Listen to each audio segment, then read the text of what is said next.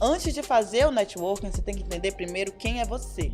E a Zezé me inspirava de uma forma que eu via e eu sabia que estava tudo bem, assim, que eu podia seguir em frente, que eu ia ter espaço para mim no mundo. Porque o dinheiro é consequência de um bom trabalho, de uma boa entrega. E poliglota também, né? Poliglota. Parla mia. Parlo l'italiano benissimo perché è la mia seconda lingua.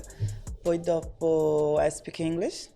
And Espanhol? Oui, sì. Eu hablo espanhol. Je parle francês, pero... Olá, vencedores! Sejam muito bem-vindos a mais um episódio do seu podcast Arte de Vencer. Meu nome é Cláudio Gonçalves. Se você é novo por aqui, te convido a se inscrever no nosso canal, a dar o seu like, comentar e compartilhar, porque hoje eu tenho uma convidada, anotem aí o que eu estou falando, vai ser uma grande estrela da TV e do cinema, anotem, hein? Também te convido para acessar as nossas redes sociais, @podcast Arte de Vencer, lá tem histórias, bastidores e muito conteúdo bacana. E hoje é uma data muito especial, afinal de contas, o podcast Arte de Vencer vem recebendo muito reconhecimento da mídia, da sociedade, e nós estamos muito felizes em anunciar que o podcast Arte de Vencer recebeu seu primeiro prêmio, o Prêmio E do Empreendedorismo, organizado pelo canal Conectado, um programa do SBT Litoral, e também com o apoio da Câmara Municipal dos Vereadores aqui de São Paulo. A gente recebeu esse prêmio, então quero dar meu muito obrigado a todos que votaram no nosso podcast, e esse prêmio é nosso, né? Eu vou deixar aqui para celebrar esse momento muito especial. E hoje eu quero muita atenção de vocês, afinal de contas, eu acho que a nossa convidada de hoje vai dar uma aula de superação e mostrar a importância da gente realmente acreditar na gente. Eu acho que o propósito desse podcast desde o início foi mostrar para todas as pessoas que todos nós somos capazes de alcançar os nossos sonhos, de fazer a nossa realidade. Eu acho que não tem ninguém melhor do que hoje a minha convidada falar da importância de, mesmo diante de todas as adversidades, você acreditar, pegar como um propósito e mostrar para todo mundo que nós somos capazes de chegar onde nós queremos. Então quero dar as boas-vindas para você, Moara Saki. Tudo bem? Tudo ótimo, muito obrigada pelo convite e pelas lindas palavras. A Moara é uma multiartista, afinal de contas ela é dançarina, ela é modelo, é jornalista, é atriz, é empresária, faz de tudo um pouco. Toda intrometida. E tão jovem, ela tem só apenas 27 anos e já tem tanta história para contar, tanta história de resiliência, superação, mas que está vindo numa trajetória de sucesso. E como eu falei anteriormente, anote aí esse nome, vocês vão ver como uma grande estrela do cinema e da televisão, Moara. Ai, que assim seja, gratidão. Que honra para mim estar aqui, poder falar um pouco sobre a minha carreira, sobre a minha história, que realmente não foi fácil, mas me formou e me criou dessa forma que hoje eu me sinto imbatível. Eu estou pronta para realizar aquilo que eu me proponho a fazer. Vai dar trabalho? Tudo bem, estou aqui. Isso que é importante, encarar de frente os desafios, né? E como que é sair de uma cidadezinha pequena, você que nasceu lá em Belmonte, na Bahia, vive lá em Santo André, não é Santo André aqui de São Paulo não, é uma cidadezinha bem pequenininha, acho que não tem nem 1000 habitantes lá, né? Não, ainda não. Quando eu saí de lá, em 2019, tinha 800 habitantes. Cabe todo mundo no metrô. É menos que uma consolação, assim, mas é maravilhoso, rico de natureza, próspero em tudo que se envolve vida e amor. É uma comunidade bastante unida. Para mim, foi um excelente e grandioso choque cultural. Entender o mundo nessas multifacetas que São Paulo pode proporcionar, entender a mim mesma nesse processo de busca daquilo que eu realmente quero realizar na vida. E é um caminho bastante individual, né? São Paulo me ensinou muito isso, a olhar para o meu eu, a me trabalhar, a me lapidar, a melhorar, porque a competição aqui é bastante grande. Você vira uma quadra, você pode chegar num outro país até, no quesito culturalmente falando. Exato. Então, isso para mim é a coisa mais rica. Apesar de Santo André ser um vilarejo bastante abastado quando se fala em cultura, tudo que eu aprendi foi em projetos sociais e foi tudo lá na Vila de Santo André. Então, no Centro de Convivência e Cultura, no IASA, estudando música, capoeira, dança afro e tantas outras, eu senti que eu estava preparada para estar numa metrópole tão diversa. Foi difícil, mas foi muito interessante. E aqui eu destaco a importância dos projetos sociais, né? Porque o quanto ela é muito relevante para locais, muitas vezes, onde as pessoas não enxergam muita perspectiva. E esses projetos sociais, trazendo a arte, a cultura, são mecanismos hoje muito importantes para a pessoa desenvolver na sua arte de vencer, né? Exatamente. Por isso também, ou talvez por isso eu tenha tido acesso a tantos projetos, mas a minha mãe é uma grande militante e ativista no movimento há mais de 40 anos, desde a época de Lélia Gonzalez. Então ela foi para Milão, voltou, foi para Bahia, ela é carioca, e fundou o Instituto Sociocultural Brasil Chama África, que é a ONG a qual eu dirijo hoje, não só o Brasil Chama África, mas a Vila Criativa, e nós ofertamos diversas aulas e experiências, tanto para crianças, adolescentes, adultos, idosos. A gente vai nas aldeias, faz mapeamento, vê como pode contribuir e realiza. Então, esse olhar da minha mãe generoso para com o mundo é algo que eu também tenho que agradecer dentro dessa logística, dessa ideia dos projetos sociais e que me ajudaram a transformar a minha vida. São ferramentas realmente de transformação social, se você abraça e acolhe a oportunidade. Exatamente. Então, a Moara, filha da dona Miriam, né, carioca, uma mulher negra, uma força incrível. Eu vi algumas entrevistas dela, uma mulher maravilhosa. E filha também do seu Maurício. Isso. É Maurício que fala mesmo? Maurício. Maurício. É porque é italiano. Sim, é uma mistura. Meu papai é italiano e a minha mãe é brasileira. E eles se conheceram no Rio de Janeiro. E como que eles foram para lá na Bahia? Que você nasceu lá na Que Bahia, história né? legal, você vai me permitir contar? Claro, quero saber tudo sobre essa trajetória, desde a sua infância. Que lindo. É, porque realmente é isso que me forma tão talvez. Mas o meu pai vem de Milão, ele era publicitário em Milão. E o papel dele, dentro dessa agência de publicidade, também era descobrir novos territórios para o turismo. Então ele ia para lugares paradisíacos, bem europeu, né? Então eu sinto muito aí comunidade, mas às vezes acontece. Ele ia descobrindo esses lugares e levava a agência de turismo. Nessa época, 40 anos atrás também, quando ele conheceu o Santo André, ele não quis falar para ninguém, porque ele sabia que se essa equipe chegasse dentro de, no máximo, 10 anos, não estaria daquela forma, não teria se desenvolvido de uma forma tão orgânica e bem organizada. Então ele decidiu comprar um sítio, veio para cá todo iludido não, meu Deus, mas com a maletinha dele de dólares e um sonho. Comprou um sítio, pensou em fazer uma plantação de palmeiras e morar numa casa flutuante no Rio. Óbvio que não deu certo. Ele foi para o Rio de Janeiro fazer mais dinheiro. Não deu certo, bora ganhar dinheiro. Acabou, pra entendeu? Não deu para fazer tudo que ele estava pensando, todos os dólares. E ele voltou e encontrou minha mãe. Mamãe já era produtora cultural, fazia festas, trabalhava como figurinista na Rede Globo nessa época. E em lojas, ali no Leblon, por ali. Mamãe ela foi criada em colégio interno, mas ela, quando saiu com 18 anos, ela caiu numa bolha muito bacana artística. Isso foi interessante para o processo. Tanto que ela chegou a produzir Zezé Mota, a Elza Soares, Cidade Negra, Carlinhos Brown. Então ela tem um repertório musical muito bom também. Isso me forma.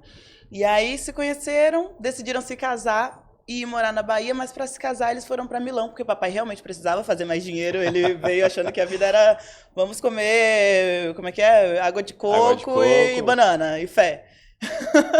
E não é e aí assim, não é né? assim, né? E aí ele foi para Milão, ficaram lá 8 anos. Quando mamãe estava grávida de mim, eles voltaram. E aí mamãe já tinha inventado o Brasil Chama África lá, um programa de rádio chamado Avenida Brasil, que hoje eu ainda trabalho fazendo tradução simultânea quando eles vêm para o Brasil, para entender de onde vem a música que tanto eles escutam nesse programa Avenida Brasil. E meu pai se tornou paisagista, um dos maiores paisagistas ali da região do Extremo Sul, fez o Clube Med, Mar Paraíso, tantos outros. E minha mãe continuou fazendo projetos sociais e a produção cultural que ela tanto amava. Foi gestora do Centro de Cultura por 16 anos. Tantas outras atividades, assim. Fundando projetos, por onde ela passava, ela fundava. Mamãe é uma pessoa que gesta muito, assim, ela tem essa necessidade. E aí viveram em Santo André, Arraial da Ajuda, eu cresci ali, até Trancoso, Caraíva, mas Caraíva não vivi tanto tempo, assim, eu frequentava. E Belmonte, que é o meu outro polo. Belmonte está ali próximo de Porto Seguro ou Tá mais para cima? a 70 quilômetros de Porto Seguro. Tá. Porto Seguro fica a 23 quilômetros de Santo André, onde eu moro. Tá. É a nossa referência, porque é o único aeroporto que tem ainda. Mas Porto estão Seguro. reativando o aeroporto de Belmonte. Ah, legal, bacana. Agora tá explicado por que você faz tanta coisa ao mesmo tempo, né? Vem de uma família que já faz isso, é uma né? família multi. E me deram muitos estímulos. Acho que mamãe, ela sempre falava. Se ocupa, quando ela não queria que eu tivesse com as amigas que ela não achava legal, mas eu ainda não tinha essa noção, não entendia. Ela falava, não, se ocupa. Aí me enfiava numa aula de música. Vai aprender flauta, piano, viola clássica, violino. Acabou aqui, enjoou muito, fiquei 6 anos, vamos para uma capoeira. Da capoeira, todos os tipos de dança. E assim vai, lutas. Sempre na arte, né? Sempre na arte. Legal. Até que eu comecei a trabalhar cedo também, na hotelaria, que foi uma excelente escola para minha vida, assim, de trabalho, disciplina, realização, lidar com o público, com as pessoas, que aí já vou treinando a atuação também nessa brincadeira. Eu adoro, me divirto sempre. Qualquer oportunidade de trabalhar, eu estarei lá. Mas o que é interessante é que você utiliza cada experiência como um aprendizado. Não é simplesmente fazer para ganhar um dinheiro, e sim você utiliza as oportunidades para ir sempre aprimorando, né? E buscando formas de atingir os seus objetivos. Isso é muito bacana. Eu acho que essa é a arte de vencer. O dinheiro é consequência de um bom trabalho, de uma boa entrega. Mas eu preciso realmente me nutrir e nutrir as outras pessoas com quem eu vou me relacionar. Se eu entro numa empresa, eu entro para realmente dar o meu máximo e fazer aquele negócio se alavancar. E aí, aproveito para aprender mecanismos e sistemas que já funcionam, que eu tenho a possibilidade de ter a experiência, de vivenciar e trago para as minhas realizações. Mas na sua infância nem tudo foi fácil, né? Afinal de contas, mesmo ali na Bahia, você sofreu muito bullying ali, tão nova, com 6 anos de idade, né? Você estudou num colégio que você era a única menina negra, sim, né? Isso, como foi para você esse processo, né? Porque eu vi uma frase que me inspirou bastante, eu tenho certeza que vai inspirar muita gente, né? Que quando você falava que queria ser modelo, né? As pessoas falavam assim, mas para ser modelo precisa ser bonita, né? Como você encarou tudo isso e qual é a sensação depois de ver hoje a sua trajetória desfilando numa São Paulo Fashion Week, né? Aquelas pessoas que falavam isso a seu respeito. Eu acho ótimo, vou ser franca, adoro ver agora a vitória acontecendo, porque ainda não cheguei nem sei se eu vou saber qual é esse limite, eu gosto de explorar. Começo respondendo a última pergunta, porque a primeira, ela realmente me deixou meio borocochô, mas acontece. Eu vivenciei experiências terríveis de ataques racistas, discriminatórios e outros, porque além de ser negra, nariguda e cabelo crespo e retinta, eu vivia num limbo, porque não tinha uma classe que me definia. Com os meus amigos que estudavam em escola pública, ou nem por necessidade de estudar em escola pública, mas que, teoricamente, menos abastados que eu era rica demais. Para os meus amigos, os filhos dos amigos do papai, que são europeus, que, enfim, tem uma outra realidade de vida e tá tudo bem. Eu era a amiga pobre. Então, eu já vivia nesse limbo, então já tinha essa discriminação também. E magra, né? Que principalmente se você tá num meio ali de classe não tão abastada assim, a magreza é sinal de não é bom. As pessoas refiltram a magreza. Eu adoro ser magra. Acho que a minha felicidade pode continuar sendo magra. Acho que todo mundo quer. Eu acho que eu fico feliz assim, mas naquela época essas coisas me atacavam. Então eles me davam todos os tipos de apelido. Nessa escola que você citou, que eu fui a única negra, eu ia parar na secretaria várias vezes porque me atacavam tanto que não dava para ter aula. Mas aí eu ia para a secretaria e ficava sem aula e a galera que me atacava ficava lá. Não queriam fazer trabalho de escola comigo, parece que, não sei, a minha cor ia pegar. E aí eu fui crescendo toda miudinha, pequenininha. Também por isso mamãe me colocava em tantas aulas de expressão, de arte. Porque eu era tímida, por incrível que pareça. E eu me comportava como a tal feia que me apontavam o dedo e diziam. Então eu abaixava a cabeça, eu ficava, não tinha postura, eu não gostava de mim, eu me machucava. E hoje eu observo isso e vejo quanto que isso, sem romantizar o racismo, sem romantizar qualquer bullying ou discriminação, mas é isso que me deixou tão forte. Esse lugar também de não ser aceita, de não pertencer a nenhum grupo, foi o que me deixou tão inquieta a ponto de, primeiro, olhar para mim mais vezes e, segundo, sair e explorar o novo. O que é que tem lá fora, já que aqui dentro ninguém me acolhe? Então, dá licença, se vocês não me querem, eu não sou de forçar. Eu sou redonda, não vai entrar num quadradinho. Tá tudo bem. E seguindo em frente, mas é uma trajetória um pouco solitária. E aí, quando você começa a fazer sucesso, vem os falsos amigos e dizem: ah, sempre acreditei em você, Mona, eu lembro. Eu tenho memória, eu sei, não adianta. Mas acontece. E aí, depois também você vai aprendendo a lidar, né? Quem apanhou nunca esquece. Né? Nunca esquece, mas também eu posso não gastar minha energia com conflitos. Hoje, sei disso. Mas é engraçado que você relata também que uma dessas pessoas que mais te maltratou virou seu melhor amigo. Na época, né? Porque depois eles já... Porque as pessoas, elas mostram quem são no início. Você que escolhe acreditar que não, que vai ser diferente com você. Porque ele já me atacava. Ele era preto, gay, né? Pobre também. A gente tem que ser franca. Tem que parar com essa vergonha de falar de pobreza. Gente, quem é pobre, aceita. Não vai comprar um carro parcelado e achar que é milionário e pertence a uma outra realidade que não é a sua. Porque isso gasta uma energia e um tempo. Adendo, parêntese, fecha.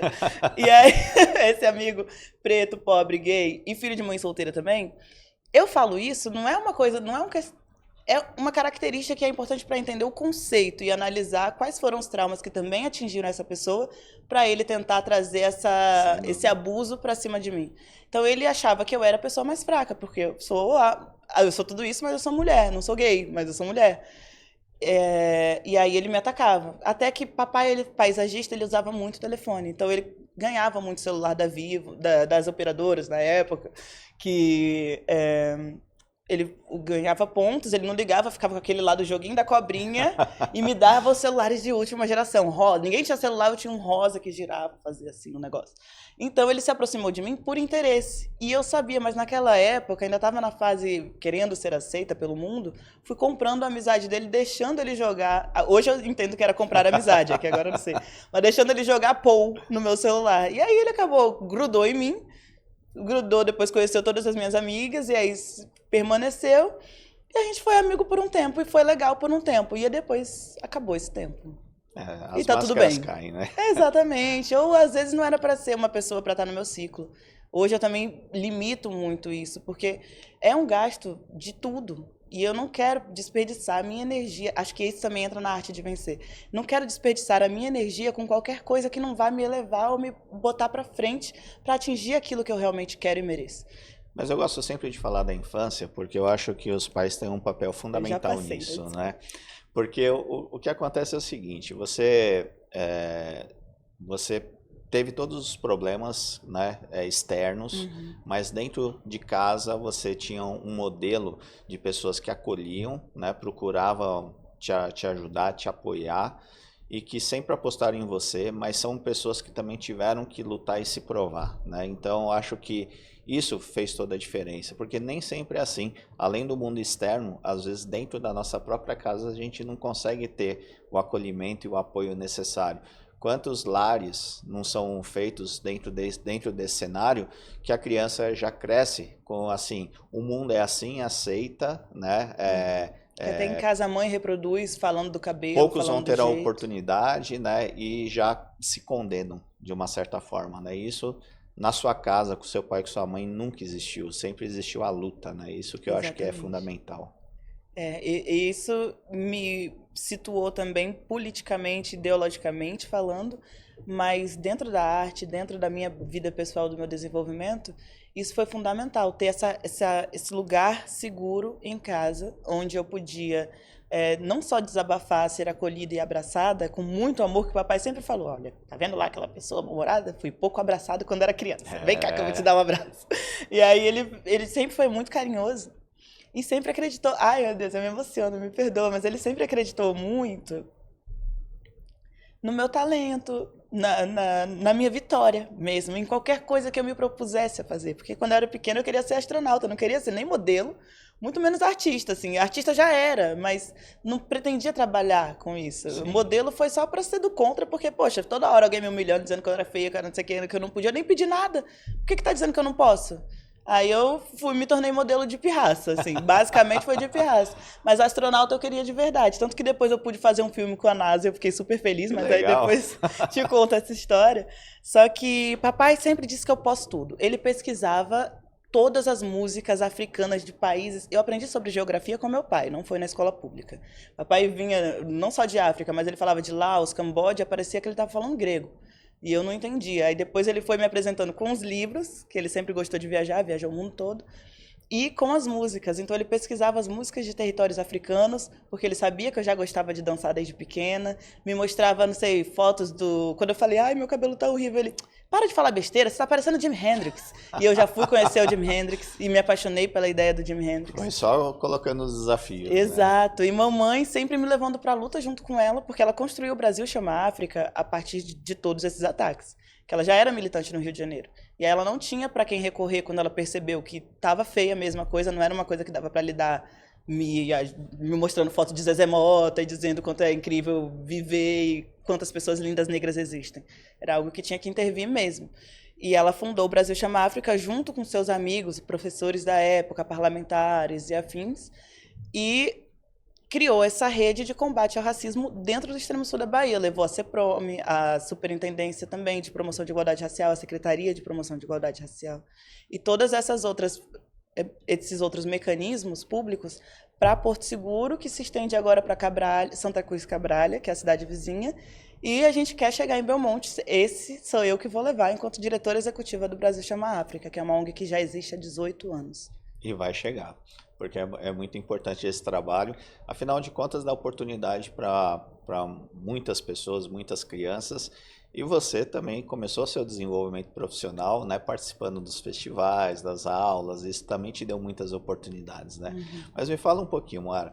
Você, enquanto criança, dançou balé, jazz, dança de salão, dança afro. Mas me conta uma história. Como assim aprendeu dança afro com uma norte-americana? Pois é, e branca. Me explica isso, fiquei curioso. A senhora Lee. Hoje eu chamo a Vivian de senhora Lee, mas ela se chama Vivian Lee da Cunha. É uma norte-americana que reside em Santo André também desde a época do meu pai. Se bobear até um pouquinho antes. 3 anos antes, não muito. E vive em Santo André. E ela é uma excelente professora de dança afro. Não só uma excelente professora de inglês.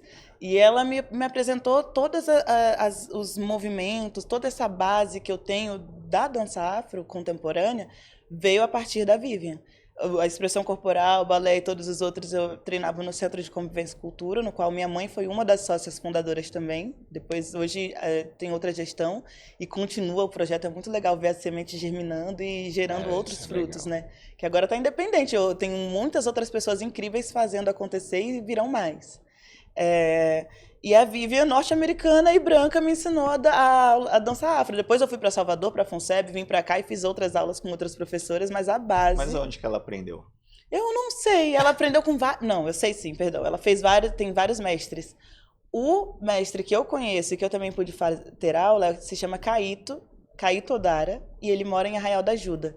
Ele é uma sensação, viajou o mundo todo também com arte da dança afro. E as outras eu não sei. Né? É muito. Ela faz capoeira, ela tá toda intrometida também na cultura. Você também fez capoeira, né? Uhum, que mais que me você ajuda fez? Muito a Dança capoeira. do ventre, até instrumentos, né? Flauta, violino, viola. Viola clássica, eu adorava, porque o violino tem um som mais agudo, um pouco estridente. E você vê, até minha voz é grave, então me incomodava um pouco, por mais que eu, depois de muitos anos, consegui chegar num nível de afinação legal. A viola clássica eu amei desde o princípio. Multiartista e poliglota também, né? Poliglota. Parlo l'italiano benissimo perché è la mia seconda lingua. Poi dopo I speak English and espanhol? Sì, eu hablo espanhol. Je parle francês, pero aí mistura tudo. Porém, eu ainda estou estudando francês, eu não estou nesse nível tão legal para ter uma conversação, eu posso compreender. E acho que é isso, né? Português, pachorrã. E aonde que você aprende tudo isso? O Eu italiano aprendo veio com a vida. do seu pai. O papai desde sempre falou italiano comigo. A gente chama ele de Babo em família. É uma coisa que bom, é Uhum. meio criticada na Itália, porque Babo sarebbe Babbo Natale, Papai Noel. Não papai, papá. Mas não importa, chama de Babo e eu amo Babo. E aí o Babo falava sempre em italiano. A gente tinha, eu e a minha irmã, tínhamos os livrinhos, todos em italianos também, muito legais, interativos, então eu adorava os livros. E os videocassete naquela época, porque eu sou dessa fase também, peguei o finalzinho e papai guarda sempre, então durou bastante.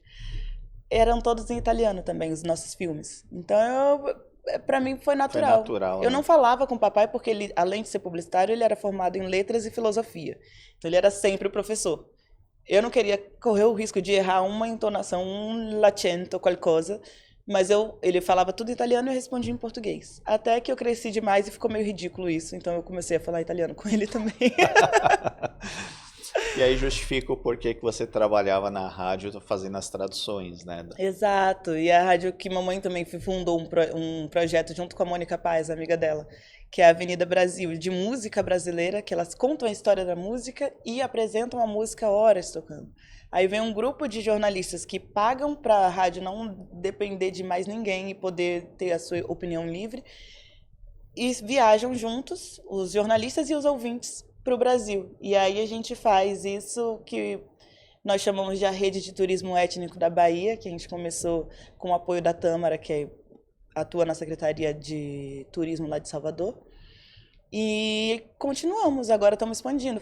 Mamãe foi para o Maranhão com eles. Eu sempre falo mamãe e papai, né? A gente fica meio patético, mas eu não consigo. Não, é bom. Já foi, sempre foi assim. E você que seguiu os passos da sua mamãe, inclusive querendo namorar um gringo. Conta essa história. Ai, meu Deus, veio aí assim. Não tava, ninguém me brifou. Não, então aconteceu, né? Eu realmente me apaixonei. Em alguns momentos eu me apaixono também. A aquariana que reside em mim não é sempre tão congélida. Que às vezes eu olho e falo, não vale a pena, não vou tentar, não quero perder tempo. Mas às vezes você não consegue decidir isso, né? Então eu me envolvi. Foi bacana enquanto durou, mas acabou. Mas E ele sofreu o foi preconceito também embora. da família. Foi meio isso. Ele foi, voltando, né? Ele foi embora também por isso, porque vamos pensar.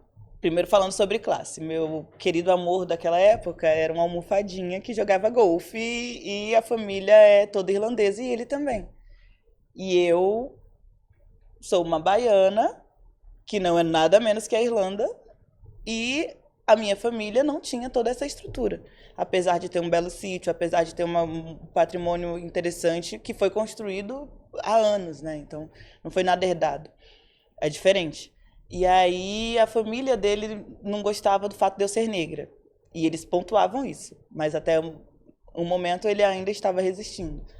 Aí a gente ficou um ano nessa, 6 meses foi legal, os outros 6 meses foi tipo, é bom acabar mesmo. E depois veio alguém da família dele, eles se encontraram e aí ele realmente optou por voltar para a Irlanda e acabou a fantasia Brasil. Brasil, Zil, Zil. É que é difícil quando não tem o apoio da família, né? Esse projeto solitário é muito difícil. E eu acho que não era para ser mesmo, também. acho que aquele momento de 6 meses foi legal, era para ser um lance de férias de Rio de Janeiro. Não era para casar, morar junto, não tem nem tempo para isso agora. É verdade. Bom, a gente vai para um pequeno intervalo comercial e já voltamos com esse bate-papo super especial com Moara Saki. Até já. Quero agradecer aos nossos patrocinadores, ao Espaço da Audição, também empresa de aparelhos auditivos, o aparelho auditivo mais vendido do Brasil. A PKT Studio, aqui do Shopping Parque da cidade. Brunticiative, uma agência de marketing que vai cuidar de todo o marketing da sua empresa. Voltamos aqui com o podcast Arte de Vencer, um bate-papo super bacana, contando toda a trajetória de luta, superação, resiliência de Moara Saki, um dos nomes mais promissores do nosso cinema e da televisão brasileira. Escuta o que eu estou falando. O bom é que esse vídeo vai estar no YouTube aí por muitos anos e eu tenho certeza que vocês, quando começarem a pesquisar, vai ver que nós fomos um dos primeiros a trazer uma entrevista bem completa aqui. Realmente. E sou grata por essa oportunidade. Eu que agradeço. Mas me conta um pouquinho. Então, você começou lá na infância, utilizou muita dança, né? Participou de festivais. E uma coisa bacana, né? Que você, quando participou do primeiro festival, acho que você ficou em terceiro. Aí você foi para a segunda e falou assim, não, eu quero ser primeiro. E conseguiu. E né? consegui. Isso me lembra muito uma frase de um grande ídolo que eu tive. Você, infelizmente, pela sua pouca idade, você só ouviu falar que é Ayrton Senna. Que ele falava assim, eu não nasci para ser segundo, né? Tem que ser o primeiro, né? Isso também eu acho que ajuda bastante nessa trajetória, né? Porque eu defendo uma coisa aqui no podcast, que a arte de vencer, o sucesso, ele não é destino, ele é uma trajetória. Né? Ninguém nasce com o destino de vencer. Eu acho que todo mundo, se estiver a fim de pagar o preço necessário para conseguir a sua arte de vencer e chegar ao sucesso, é possível para todo mundo. Só questiono se poderia ser mais fácil, né? Porque Talvez às vezes essa arte ajudaria. de vencer precisa ter muito sofrimento, muita resiliência, uma montanha russa de emoções também. Então eu queria que você falasse um pouquinho sobre isso, sobre desde nova, você tímida, passou a participar de festivais e não se contentou enquanto não foi o primeiro lugar. Tem eu isso. Também adoro estar aqui o troféu. Parabéns, inclusive parabéns, porque é muito bom ser reconhecido, receber prêmios por um excelente trabalho. E a gente sabe o quanto que é valioso cada milésimo de segundo que você investe naquilo que você acredita. Então, realmente, parabéns. Obrigado. E é muito interessante para mim essa questão de não aceitar o segundo lugar. Eu acho que o mínimo é excelência. Porque eu penso isso, vamos falar de restaurante. Você tem X ingredientes. Você pode não ter muito dinheiro, mas você tem X ingredientes. A mesma energia que você vai gastar para fazer uma pasta, um macarrão ruim, papa, você pode gastar para fazer um macarrão bom, porque não faz um bom? Eu já me pergunto a partir disso. Então, na vida, eu acredito que é a mesma coisa. Se eu vou fazer algo, posso não ser a maior especialista. Consigo perceber muitas outras pessoas muito boas naquilo que fazem e admiro e respeito e posso até me inspirar, se for o caso. Mas eu vou me entregar ao máximo. Eu não sou nada meia boca. E esse festival foi interessante. Na verdade, assim, festivais foram mais com dança. Na dança era o único momento que eu não era tímida. Era o único momento que eu podia me expressar. Talvez não no ensaio. Eu sempre tive essa característica que é algo que atrapalha um pouco, mas ao mesmo tempo eu sei que eu dou conta depois. Mas nos ensaios eu ainda era tímida de entregar. Eu não esticava o braço todo, eu não fazia, eu não terminava os movimentos. Não sei, receio. Mas na hora que tá valendo, na hora do valendo, transforma. eu acho que Exato, eu entro no palco e eu viro uma chave que eu não me importa, eu quero estar. E eu vou com total presença. Então, os festivais, geralmente, eu sempre ganhei mesmo. E foi muito legal, porque até o primeiro edital que eu fui escrever, eu venci um prêmio nacional da Funarte, Respirarte. Mas com beleza, que foi o caso da Miss, que o primeiro eu perdi, que eu tava com aquela questão ali nas escolas, em todos os lugares, na rua também, nas aulas de canto, tudo, de música, perdão. Eu também ainda estava com a autoestima baixa, estava com o cabelo, que eu comecei já a usar trança, porque o cabelo afeta muito a autoestima da mulher, principalmente se for uma mulher negra. E o meu cabelo crespo não foi aceito no início. Hoje eu fico muito feliz de olhar para a rua e ver todas as criancinhas com seus belos blacks, contentes com a sua estética. Isso é um avanço que a gente tem, verdade. Que é legal também de ressaltar. Tem muita coisa boa acontecendo e vai continuar, porque a gente está aqui. Então, eu fui assumindo o cabelo com calma. Nessa época eu estava de tranças, perdi. Fiquei nem em terceiro lugar, fiquei em quarto lugar. O terceiro lugar foi o que eu tive coragem de dizer, mas a verdade é essa. Não existia. Olha só, revelação um pódio. Aqui. Eu tava, gente, vamos falar a verdade. Perdi mesmo. E aí, eu falei, não, como assim? Eu vou me colocar à prova, com todo mundo dizendo que eu sou feia e eu vou perder? Não tá certo. Vou vencer. Aí eu fui me preparar. Fui vendo primeiro quem venceu, né? Fui lá olhar, parabéns, mas fiquei olhando o que foi que ela fez. Eu fui ver o vídeo mesmo. Qual foi a diferença? E vi um monte de diferença. Tava ruim mesmo. Eu tava tímida, eu tava com vergonha, nem olhei no olho dos jurados. direito. Tava ruim, tava péssimo, eu tenho que admitir. E reconhecer quando tá ruim é legal também, porque aí aprendo com os meus próprios erros, com o erro alheio, se eu tiver com tempo de assistir tudo também. E depois eu trouxe pra mim a responsabilidade de vencer. E foi aí que eu fui pro... Mas eu já pisei lá dizendo que eu ia vencer, eu já tava pronta. Na segunda vez que eu fui pro concurso de Miss, eu venci como Miss Beleza de Porto Seguro. Falei, ok, agora tá bom. Eu voltei pra escola com a minha bela faixa. E pronto, vão ter que me engolir, sou bonita assim. Ai, mas foi mágico, assim, pra mim, perceber que eu podia. Ali também foi uma virada de chave. Porque eu entendi que se eu me proponho a fazer e eu vou pra vencer, eu vou vencer. Consegue, né? Mas eu tenho que me dedicar, tem um ônus que nem todo mundo quer pagar. Só que aí as pessoas querem olhar e dizer, foi fácil. Assim, até eu não aguento, não duraria 1 minuto na nossa pele, na pele de quem realmente vai e faz. Isso é verdade. Porque são muitas adversidades, os desafios são grandes, e quanto mais você alcança, maior vem também o baque. Quando vem os impactos da vida mesmo, que você tem que aprender a lidar, e se aprendeu, vai ter que provar que aprendeu. Agora, na ação, não tem outras chances. Eu criei muito nisso também. Eu acredito que a chance é agora. Sem dúvida. E nessa trajetória, como eram os seus amigos? Assim, você via que eles tinham essa mesma força que você, ou muitos ali acreditavam que não tinha jeito, aceitavam o que a sociedade falava?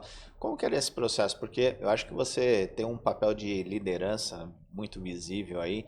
Eu acredito que você deve ter ajudado muita gente, independente da ONG, só ali no dia a dia com as pessoas. Eu posso dizer que sim, e muito orgulhosa, porque também sou ajudada em muitas situações, um conselho, uma palavra dada, sabe, um abraço, porque as pessoas me trazem feedbacks bonitos, e isso também é outra coisa que me emociona, que às vezes você acha que o que você tem para dar não é nada, mas é bastante significativo para algumas pessoas, né? E se vem no momento certo, a palavra certa. Então, as minhas amizades, assim, hoje eu frequento algumas pessoas que eram do vilarejo. Poucas delas estão num lugar de amigas ainda, porque acredito que chega um momento que as coisas para trocar se tornam outras, as prioridades são outras. Mas são pessoas que eu quero muito bem e que vivi histórias e momentos lindos. Então, essa pergunta foi muito interessante, porque eu lembro, tem momentos que marcam a gente, né? E eu me lembro que eu trabalhava como corretora de imóveis. Já começo rindo, mas acontece. Corretora de imóveis, e aí meu sonho ali na época, que eu mudei várias vezes de sonho, tá? A gente também tem esse direito de mudar, mas tem que sustentar, tem que bancar a mudança. E aí eu queria ser engenheira. Só que eu lembrei que engenheiro tem chefe, eu não sou muito apta a receber ordens. É uma coisa que eu tenho que me programar mentalmente para estar num lugar de liderada e aceito, mas aí tem que ser uma líder ou um líder que realmente saiba do que está falando, porque também a meu lado aquariana fica tipo, não, gente, não dá, vou me retirar. Mas nesse caso, eu queria ser ainda liderada, ser uma engenheira, que é uma profissão muito interessante também, e ficava indo para cima e para baixo lá nos terrenos, acompanhar as obras e tudo. E o meu trabalho, basicamente, era ficar assim, tranquila, sentada numa sala legal, com ar-condicionado, do lado da minha casa, 2 minutos a pé do sítio, não tinha nada naquela rua, na Estrada da Balsa. Criaram um empreendimento e o gerente, o dono do condomínio, me encontrou na Balsa, atravessando para ir para a escola, toda tranquila com meu fone de ouvido. Ele desceu do carro e veio falar comigo. Não, pediu pro gerente dele descer e vir falar comigo e falou: tá vendo aquela menina lá? Ela vai trabalhar pra gente, chama ela lá. E eu novinha ainda, tinha acabado de sair de um hotel e entrei nessa outra empresa. E aí fui me desenvolvendo junto com eles, comecei como secretária administrativa. Adorei por um tempo, era um trabalho confortável do lado da minha casa, eu tinha um bom salário. E tive tempo, porque ali que eu criei, tem que aproveitar todos os tempos que tem. Então ali eu tinha acesso à internet, computador que lá em casa não pegava nem se eu fosse na pista, nem se eu subisse num pé de cajueiro. Não tinha sinal de internet, você vive, faz sinal de fumaça. Mas tem uma vida muito boa na natureza que também não se paga.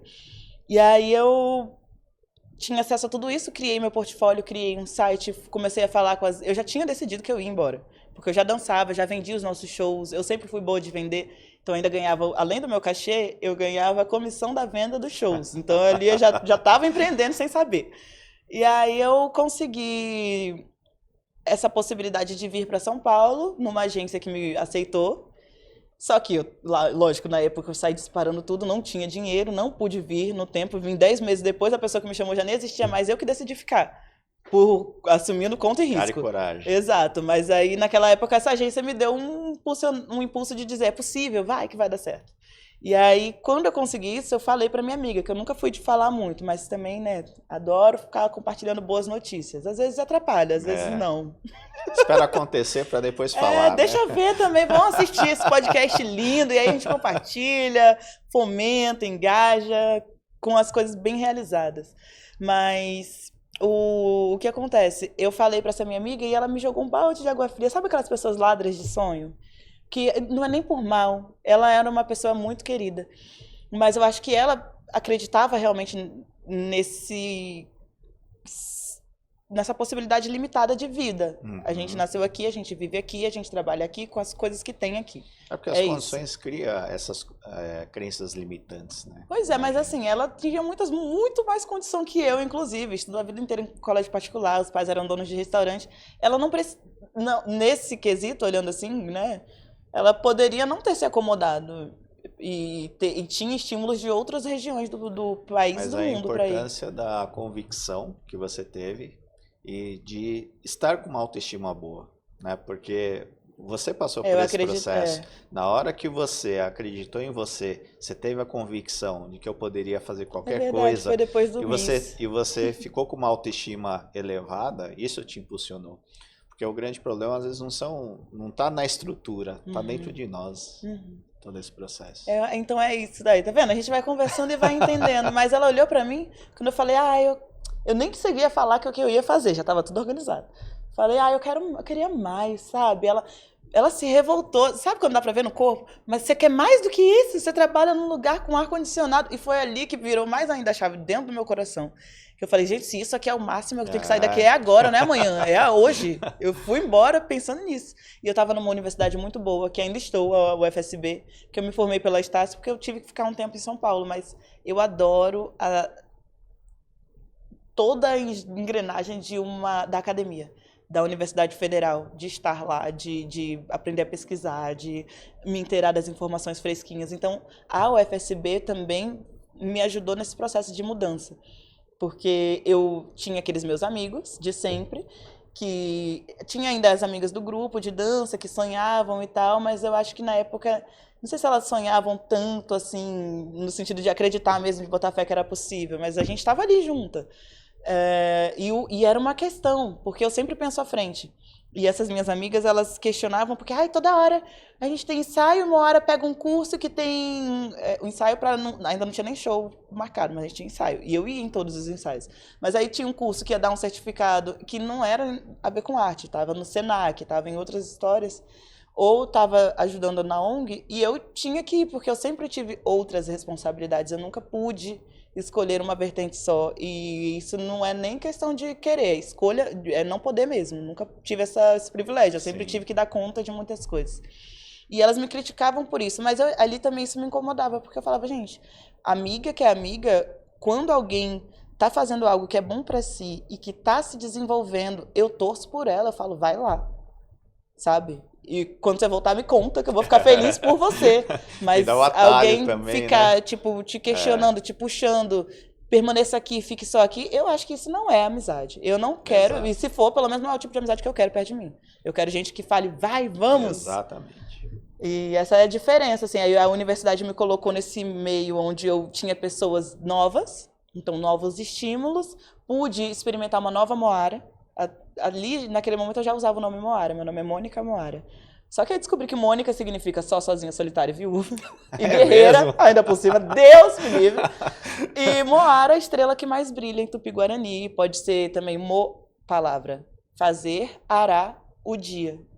E assim vai. Então tem muitos significados bonitos. Tem até um floral que desperta amor no coração das pessoas. Eu falei, é isso que eu quero trazer pra mim. Eu fui escolhendo o meu lado mais iluminado possível e cultivando ele. É um processo contínuo. Você foi se conhecendo também. Exato. Né? E aí você vai, às vezes, peneirando, e não é que aquela pessoa seja ruim. é apenas incompatível. Não tenho nada contra, é só um limite mesmo. Aqui eu percebi, beleza, que foi esse processo de peneira, ele é contínuo, ele vai acontecendo. São camadas e camadas até você entender realmente no que vale a pena depositar a sua energia. O que é interessante é você tão jovem ter esse nível de maturidade, né, desde cedo, assim, é impressionante. Também é um trabalho, porque eu sou uma pessoa bastante espiritualizada. Eu agradeço muito por isso, porque eu sinto que, francamente, não era nem para eu estar viva. Se for falar a verdade, mamãe pensou, inclusive, em não ter a segunda filha. É mesmo? Mas ela, claro que não conseguiu. Mas é já teve aquela guerrinha ali dos espermatozoides. Falei, vou lá, venci. Aí depois veio essa, aí depois veio outras, veio ataques, veio um monte de coisa. Que depressão também é algo é triste, né? É. Se você se deixa levar, você vai para um brown que é difícil de se reerguer novamente. Então, quando eu entendi que o mundo não era esse morango todo, que eu não ia poder ser abraçada e acolhida por todo mundo, que nem eu era na minha família, e que existiam essas barreiras e dificuldades, eu percebi que eu tinha que, de certa forma, primeiro aprender a lidar comigo mesma, porque o que me restava era estar sozinha, eu tinha que saber brincar sozinha, eu tinha que saber construir minhas coisas sozinha. Sempre tive meu pai e minha mãe se eu precisasse de qualquer ajuda, mas eu sou aquariana com ascendente em Áries, eu sempre fui independente e gosto de fazer e ver pronto. Aí essa é a minha satisfação, ver feito, bem feito. Então eu fui me trabalhando, aí eu comecei estudando as religiões e eu adorei todas elas, porque eu achei, menina, eu achei que eu ia me encontrar, achar o meu lugar. Só que aí eu fui vendo o lado bom de todas e eu percebi que eu não precisava excluir nem distanciar nada daquilo que é bom. Eu posso apenas agregar os conhecimentos exato. com bastante respeito e sabedoria. Então eu fui passeando ali, não vou citar nenhuma, porque acho que eu realmente fui por várias, diversas. E quando eu me encontrei no candomblé, eu sou candomblecista, então vou citar assim. Passei pela católica, e meu sonho era ser coroinha. Eu adorava aquela roupinha bonita, branca, catequese e tudo. Aí depois eu fui trabalhar e me conectei com as minhas amigas que eram do trabalho, que eram evangélicas, e eu frequentava a célula, e eu via a palavra, adorava. Aí fui pro Jorei, entendi e amei. O espiritismo eu fiquei um pouco, não foi algo que eu me identifiquei muito, mas achei interessante também. E depois fui para Umbanda, na Umbanda pro Candomblé até que eu me encontrei. E aí ainda para fazer malês, tive que me conectar com o islamismo, né? Porque o filme trata sobre a revolta de africanos muçulmanos. Então, ainda tive que me conectar com essa outra forma de ver a verdade divina. Que não acredito em a verdade, eu acredito nas verdades que a gente carrega dentro de si e cuida e preserva. Então, ali eu fiz ayahuasca, trabalhei isso nessa intenção, porque tudo é intenção. Não adianta eu ir para a igreja todos os dias ou botar o sapato mais caro e achar que estou abafando se eu chego lá sem primeiro propósito, sem saber o que fazer, sem o que eu estou buscando com a espiritualidade e também sem um trabalho prévio, né? Porque essa coisa do que se fala no candomblé de ebó de conduta nada mais é do que um bom comportamento. Exato. É você saber que o que você vai desejar, você está plantando também. Então, a forma como você lida com o outro, como você aceita as diferenças, como você acolhe, ajuda ou não a sua indiferença, não sei, são escolhas e todas essas escolhas têm um ônus ou um bônus. E eu prefiro fazer as escolhas dos bônus porque realmente eu gosto de uma vida boa, confortável, eu me sinto bem sendo feliz, então eu não quero ficar lidando com coisas que são desagradáveis. Por isso me trabalho tanto. Eu acho que a espiritualidade ela nos ensina tanto, né? E eu acho muito bacana isso. E você é uma artista que foi muito premiada por muitos trabalhos, né? Eu tô no meu primeiro, mas você já tem dezenas aí de prêmios. Mas teve uma imagem sua que quando eu vi me arrepiou, assim. E esse episódio vai ao ar em fevereiro. E dia 2 de fevereiro é dia de Iemanjá. E me arrepiou quando eu vi você de Iemanjá. Ai, que lindo! Agora eu me arrepiei toda também, axé. Axé, que lindo. Eu sempre dancei para os orixás.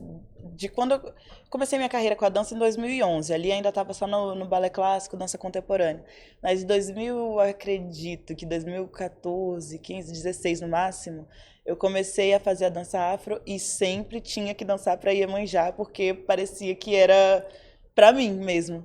Eu sou filha de Oxum. Oxum. Mas eu dancei para Iemanjá de uma forma tão contente que eu simplesmente fluo com os movimentos. E não sou músico dependente, pode ter música, pode não ter. Eu vou com o sentido da onda do mar, acho que eu cresci, sou ribeirinha, sou de um vilarejo, uma comunidade de pescadores, então tenho isso muito atrelado dentro do meu corpo, do meu ser, assim, de alma, eu danço por amor. Tanto para Iemanjá, para Oxum, sempre dancei para os orixás.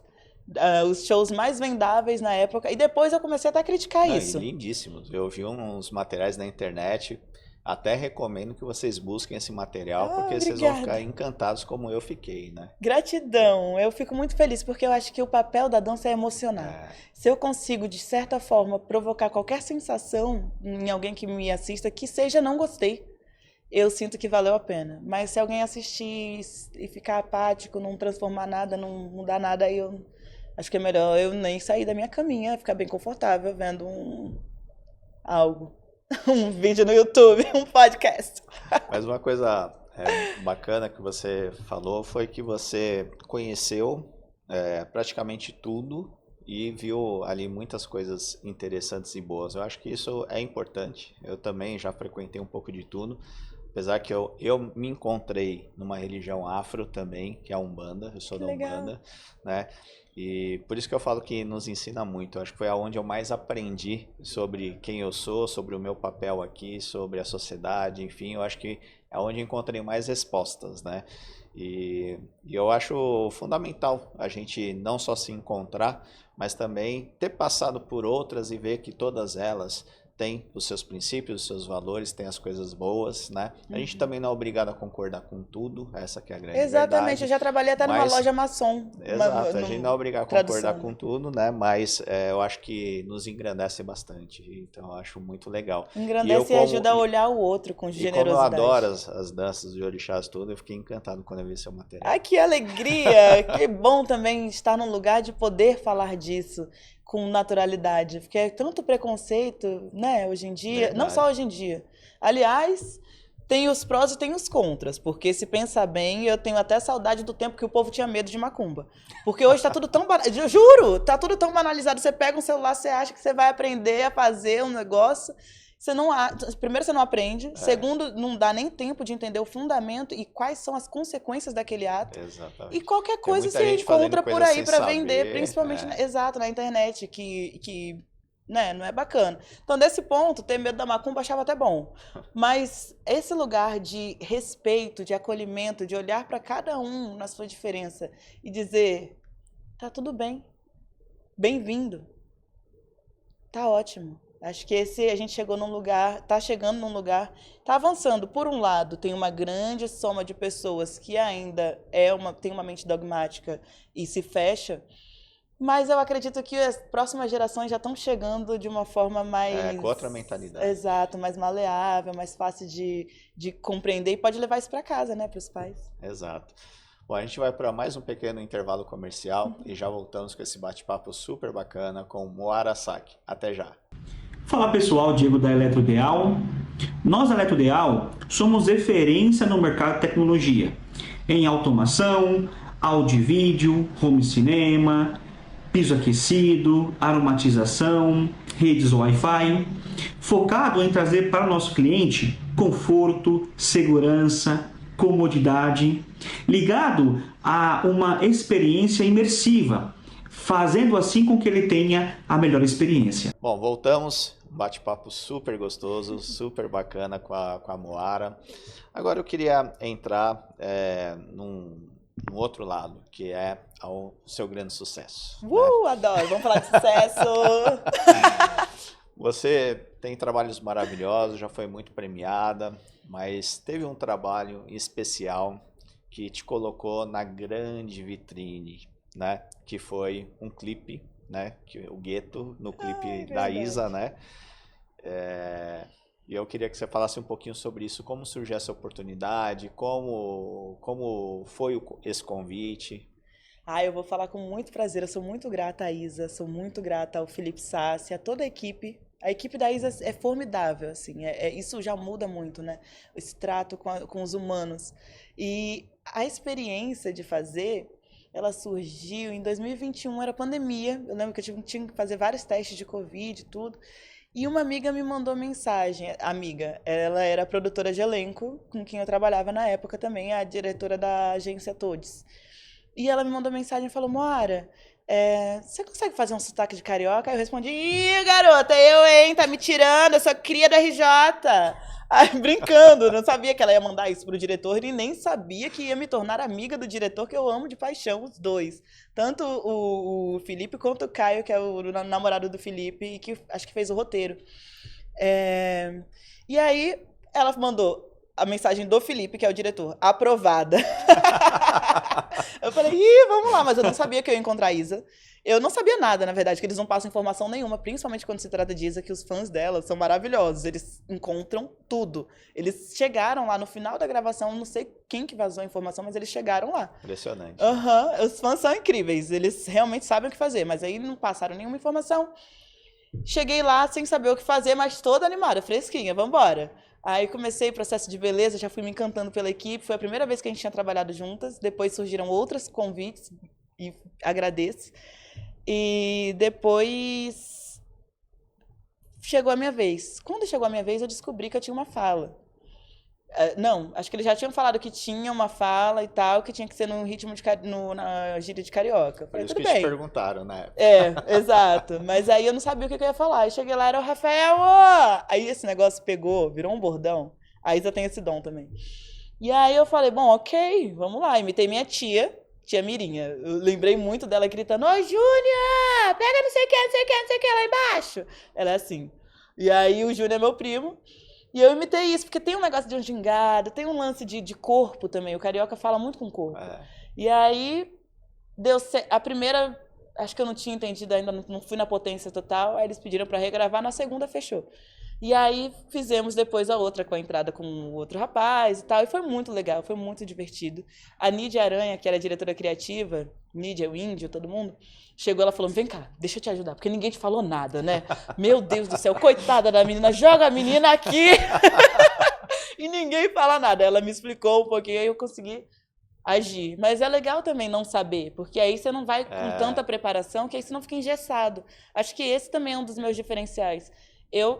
A espontaneidade. Exato, eu me coloco, eu sei que eu tenho a capacidade de decorar um texto, eu sei que eu tenho a capacidade de interpretar, mas a intenção, aquela coisa, eu gosto que venha de uma forma natural. Eu não quero ficar construindo tanto como é que eu vou sentir, o que eu vou fazer, gesticular, porque pode ser que na hora o estímulo do outro seja um e a minha vontade venha outra. E aí acontece. Então, isso eu me deixo um pouco mais livre. Eu sou a CEO de mim mesma, eu vou me administrando com as minhas cabeças. Mas com a Isa foi isso. Mas foi e viralizou. Uma repercussão fantástica. Viralizou, foi sensacional, porque abriu as portas para inúmeras publicidades. Isso eu tenho que dizer que eu adoro Pix na minha conta, dinheiro é ótimo. E abriu portas para outros trabalhos, porque até eu acho que a Sapo Produções, do Felipe Argolo, que me encontrou, que é a produtora de elenco de Malês, o filme, eles me chamaram no Instagram, achei que era mentira, nem respondi na primeira vez. Olhei e pensei, já tinham vindo vários tentar me dar golpe no Instagram. Faça isso, compre um book. Faça isso, compre um não sei o quê. Sempre tem.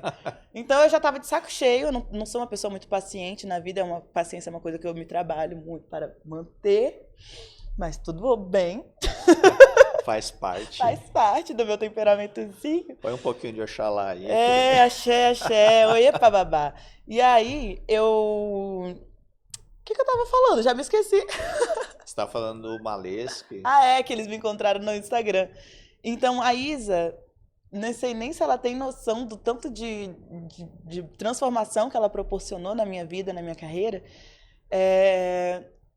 Abriu muitas portas mesmo. Veio gente no meu Instagram. Primeiro que eu cresci nas redes sociais. Eu tinha, 6 mil seguidores, passei para 10, 12, 11, 12, por aí.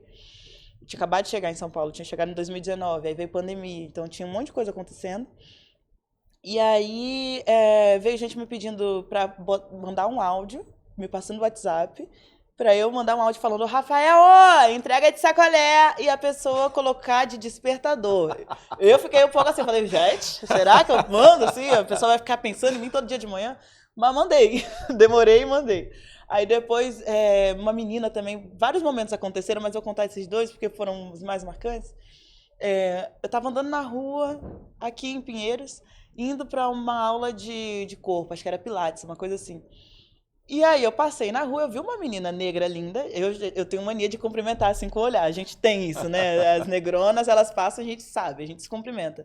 Pode não soltar uma palavra, mas tem tô te vendo, você é linda e maravilhosa, adoro. E aí essa negrona passou por mim e fez assim, eu fiz assim também e segui em frente. E só que eu vi que ela continuou olhando muito pra mim. Aí eu olhei também, né? Aí ela, ô Rafael, ó, lá da outra quadra, a mulher passou por mim. E eu lá na frente virei e falei, entrega de sacolé. Ai, foi tudo. Essa menina voltou correndo. Ai, eu sabia que era você. E eu fui lá, abracei ela. Eu não tenho vocação ainda pra ter fã, então todo mundo tenta transformar numa amizade, assim, uma coisa, mas não sei. Muito bacana. Porque eu fico meio constrangido. É lindo, é lindo. É algo totalmente improvável que aconteça e quando acontece é maravilhoso. É sensacional. E tantas outras, assim, que aconteceram de repercussão de mensagens de meninas, que nem quando eu fiz uma campanha para um produto de cosméticos que foi no Brasil todo. E a minha foto grandona com o meu narigão largo e o meu crespo foi logo quando eu cheguei em São Paulo. Aquilo me proporcionou um momento tão mágico de ouvir outras meninas negras dizendo o quanto que foi importante ter essa imagem ali.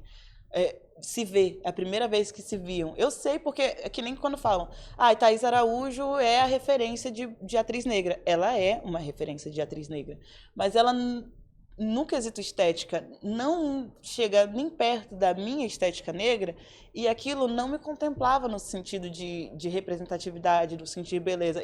Inclusive, talvez ainda me afastasse um pouco, porque nem dentro da minha própria cor eu não conseguia me parecer com a Thaís. E aquilo que gerou uma questão. Eu cito sempre as duas, a Thaís Araújo e a Zezé Mota. E aí eu tinha a Zezé Mota. E a Zezé me inspirava de uma forma que eu via e eu sabia que estava tudo bem, assim, que eu podia seguir em frente, que eu ia ter espaço para mim no mundo, porque senão gera um outro lugar de comparação, que é uma beleza mais eurocêntrica. Não eurocêntrica, negrona também, linda, maravilhosa e excelente atriz. É só uma comparação para entender como a estética ela realmente importa.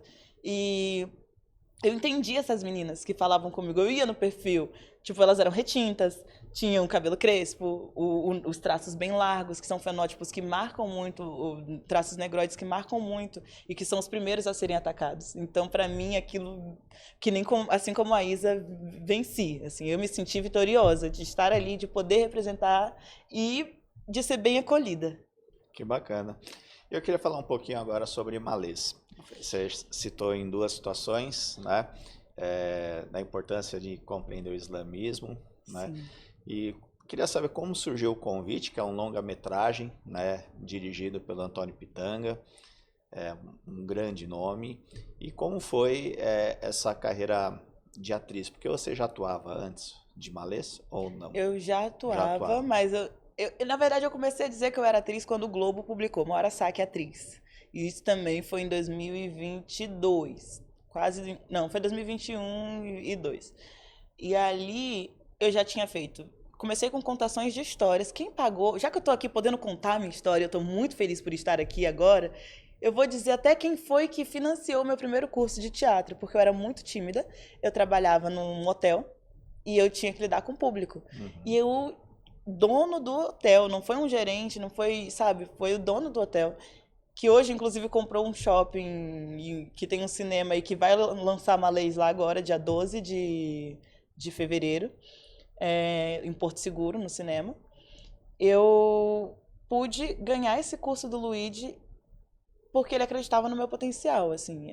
Aí pagou para toda a equipe o curso, ele chegou a pontuar, ele e a Lili, que era a chefe de lazer, na época eu trabalhava no lazer, chegaram a pontuar o meu potencial, mas que eu tinha que perder a timidez. E eu fui de cabeça nesse curso. Eu entrei mesmo para perder o medo do ridículo, para fazer qualquer coisa que fosse proposta e não ter receio. Ali eu estava num ambiente neutro, que era o meu trabalho, tipo, francamente, me importava no nível que tinha que me importar, mas eu sempre soube que não era ali que eu ia construir a minha carreira. Eu estava ali. A transitória. Exato, mas fiquei, de qualquer forma, permaneci 2 anos e fiz um excelente trabalho. E aprendi um monte de coisa. De novo. Então, ali ele pagou esse curso com a Escola Internacional de Teatro Germana Erba. Foi meu primo curso, em italiano ainda por cima. E comecei a fazer a contação de história. Da contação de história para crianças, eu passei a fazer outros cursos com outras escolas e, como troca, já que eu não pagava o curso, que eu sempre fui bolsista ou projetos sociais ou federais, né? Uhum. E aí fui construindo isso. Daí eu comecei a trabalhar também para as escolas de teatro. Então eu fazia as peças e eu ganhava o curso, a bolsa. Uhum. Depois eu cheguei em São Paulo, eu não pensei que eu ia ser atriz.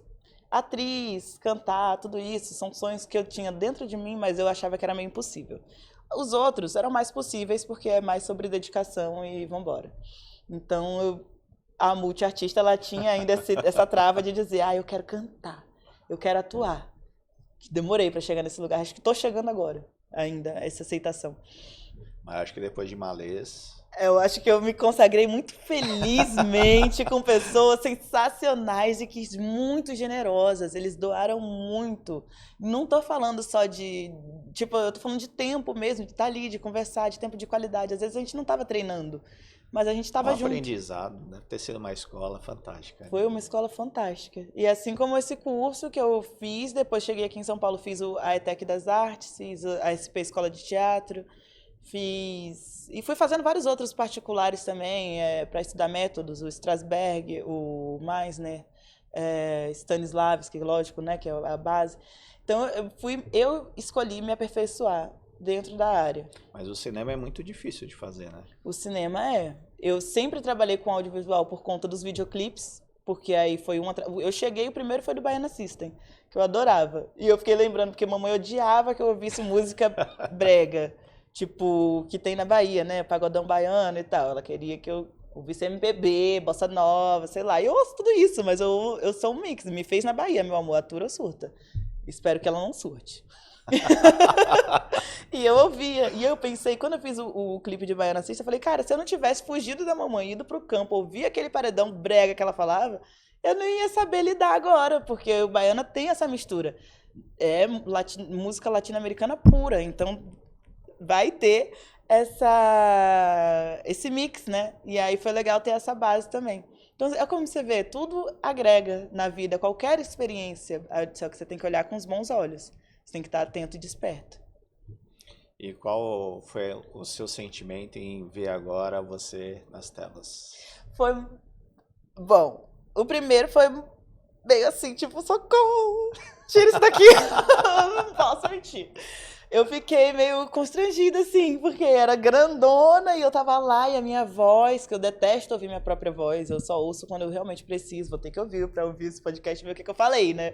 Mas assim, eu não sou uma pessoa que fica me ouvindo, me assistindo. Não, é difícil, né? Não sou essa pessoa, eu também não gosto. Eu não sei por quê, porque eu me adoro, mas não quero ver tanto nas telas, assim, depois. Porque senão eu sempre fico pensando, podia ter feito assim. Então eu assisti o filme 12 vezes, mais que 12 vezes. E a cada vez eu pensava, podia ter feito diferente isso. Aí depois eu comecei a olhar com mais gentileza para mim mesma. E amei. E aí aquela sensação de êxito, de conseguir e de observar o filme como um todo e saber que eu tô nessa história. Escrita por quem foi, dirigida por quem foi e com tanta gente bacana, sonhando e acreditando e fazendo acontecer junto, que aí o peito transborda, não dá. É um sentimento de gratidão que você vai agradecer mais pra quem? Porque Deus já tá cansado de me ouvir. Toda hora eu falo, Deus, obrigada, ai meu Deus, gratidão. Toda hora eu agradeço. Eu sou uma pessoa muito grata. Que assim seja, nem Deus, nem todas as pessoas generosas que cruzam o nosso caminho, porque agradecer também é uma forma minha de celebrar a vida. Eu fico contente quando eu demonstro gratidão, e se eu posso fazer isso com um ato, eu fico muito mais feliz. Fora que a gente melhora a nossa energia, a nossa vibração e mais coisas boas acontecem, né? A gratidão é fundamental. É fundamental. Mas eu queria agora sair um pouquinho da carreira artística e falar da Moara empreendedora. Afinal de contas, você é CEO da IBA Produções e eu queria que você falasse um pouquinho como surgiu essa ideia. Então, a IBA Produções é a novidade mais antiga do Brasil. A minha mãe é produtora há muitos anos. Tipo, há mais de 34 anos, no mínimo. E ela produziu tanto artistas, como já citei aqui, Elza Soares, Carlinhos Brown, Cidade Negra, Ed Mota e tantos outros, quanto eventos. Eu herdei isso dela, por livre e espontânea pressão, porque, como te falei no início, eu nunca tive poder da escolha. Você tem que dar conta e vamos lá. Mamãe acho que me fez pensando em ter uma assistente, ou no mínimo uma extensão dela. Então ela pegava muito mais trabalho do que ela realmente dava conta, e eu era o que ela contava que ia fazer. Eu sempre tive um quê de produtora, eu amei ser produtora. Tanto que eu tinha tanto medo que eu negava, eu chutei o balde várias vezes. Falei, não quero, não vou, não faço, porque eu tinha medo de me apaixonar pela produção e acabar deixando a maior artista. E eu não ia largar esse trabalho de tantos anos no caminho.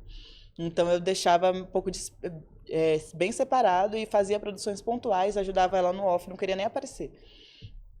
Quando eu comecei a fazer os Réveillons mais vezes, assim, no sul da Bahia, foi em 2018, o Delgado, o Fábio, uma galera foi pra lá pra fazer o Réveillon Make-A-Wish. Eles eram da Shane's House, que é uma casa muito conhecida e respeitada aqui em São Paulo e fora, que eles fazem eventos no Brasil todo.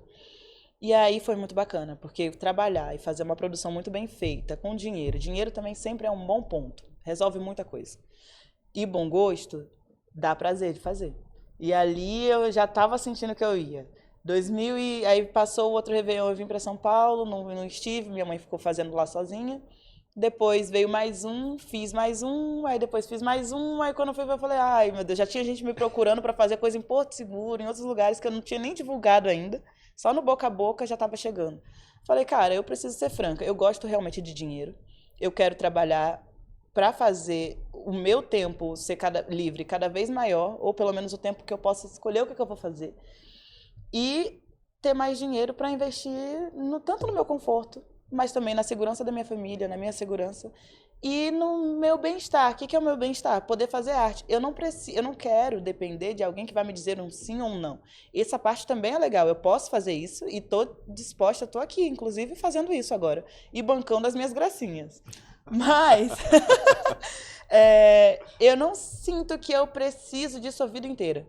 Assim como eu comecei a descobrir o caminho dos editais e de conseguir os recursos públicos para colocar em prática as minhas ideias e construir os meus próprios projetos também artísticos, eu percebo que a Moara, empresária com dinheiro e abastada, ela pode realizar muito mais. Você já estava conversando sobre o Oscar, por exemplo. Todo mundo chama... Ai, meu Deus, Wagner. Wagner Moura. Exato. Do cara do Itaú. Não é ele que tem o Itaú? Não é o Wagner Moura, é o outro. O que tem... Meu Deus, eu sempre esqueço o nome das pessoas. Um querido, maravilhoso, que é o diretor do filme. É o Wagner Moura? Não lembro agora. Não, enfim. Mas ele não é o dono do Itaú? Não sei. Menino, ele tem uma situação aí que ele é o empresário do Itaú, mas que agora eu não vou lembrar o nome, eu não quero perder tempo pesquisando, porque eu tô achando a nossa conversa muito legal. O exemplo é só porque ele é reconhecido também, tipo, por ter feito e consolidado um bom projeto empresarial e investiu o seu próprio dinheiro para fazer uma boa obra e olha só onde chegou. Então, eu estou disposta a fazer isso. Desde o início a gente está falando aqui sobre excelência. Então, agora a IBA, ela vem não só para também entregar um bom serviço, porque eu acho que isso é o mínimo, e lá em Santo André, para mim é até estranho falar o nome do meu vilarejo, porque eu sou a pessoa que segura isso às 7 chaves. Não quero gente nova lá estragando a nossa cidade, a nossa vila, não quero ninguém jogando lixo no chão, não quero ter que me preocupar com pessoas arrogantes que não sabem lidar com a comunidade nativa e não entendem o valor que cada um de lá tem. Então, quando me perguntam de onde eu falo, sou de Porto Seguro. A pessoa nem atravessa a balsa. Depois desse podcast aqui. Mas agora tudo bem, vamos lá. Santo André, cheguem com respeito à nossa terra, porque é uma terra mágica. Mas quem for será muito bem acolhido e bem recebido, porque nós somos um povo também que adora receber. Eu fiquei curioso de conhecer. Pois vamos, eu vou ficar muito contente de apresentar a nossa casa de cultura lá. Aqui se chama Vila Criativa. É maravilhoso. É lindo, lindo. Vamos combinar então essa ida para lá, que você vai entender por que eu protejo tanto esse ouro. Mas Santo André é um território que ainda muito precisa ser feito, e não só ali, ó, toda a Orla Norte, a região do extremo sul da Bahia. Se eu hoje eu me comprometi também, quando eu saí de lá eu falei, eu vou ser ponte, eu quero ser a pessoa que vai conectar todas as oportunidades, o dinheiro, o aprendizado que eu consegui colher, entre as cidades que eu estiver e o meu território. Nunca foi algo tipo, estou partindo e vou dar as costas. Foi algo, estou indo por nós. Para que as próximas gerações talvez não precisem nem sair de lá. Porque eu fico muito bem quando eu estou na Bahia. Eu estou no sítio, eu estou com minhas plantas, com meu cachorro, com a praia, tudo ali lindo, peixe fresco, junto às coco. origens é a melhor Quero coisa. ficar em paz, exato. Então, eu percebi que para morar ali também, já que eu quero hoje fazer esse não sei como é que eu posso dizer, mas eu escolho hoje viver nos 2 polos. 2 mínimo, né? Porque aí depois tem Milão, Madrid, tem Rio de Janeiro, tem outros lugares. Mas São Paulo e Santo André são os meus 2 pousos. E aí, para ficar em Santo André, eu preciso investir em algo que me dê retorno ali. Ali muito precisa ser feito, precisa de bons serviços. E a IBA é uma plataforma que conecta diversos desses serviços. Para pessoas, para empresas, para tantos. E aí ofereço isso num bom nível, com as alianças que eu posso proporcionar aqui, a minha maior riqueza hoje. Eu tenho certeza que é a minha agenda e a rede que eu tenho e as relações que eu cultivo há anos dentro de todos esses trabalhos, de todas essas possibilidades de Moara. Então, eu consegui criar essa plataforma para trabalhar, para fazer o meu dinheiro e viver confortavelmente ali na Bahia, e hoje poder também estar aqui em São Paulo com a segurança de que aconteça o que acontecer, está tudo bem. Eu queria que você falasse a importância do networking na sua profissão. Fundamental, é a base de tudo. Só que aí hoje o networking também está muito banalizado. Eu fico com receio até de falar, porque networking para mim é isso aqui. Eu estar sentado e podendo conversar contigo e criando. Agora você está me conhecendo. Eu também espero ter a oportunidade de te conhecer muito mais. Eu pude já te stalkear, já olhei, adorei o seu trabalho. Obrigado. Vejo o seu prêmio, vejo o reconhecimento acontecendo. Mas isso é networking. É algo, uma relação construída com qualidade, Exato. Com tempo, sem muitas distrações. Passou de 4 pessoas, já é festa. Eu não quero ser arroz de festa. Então, existe esse movimento que acredita que estar em todos os lugares simultaneamente e com todas as pessoas é o networking. Eu não acredito nesse tipo de networking. Pode existir, pode funcionar para outras pessoas.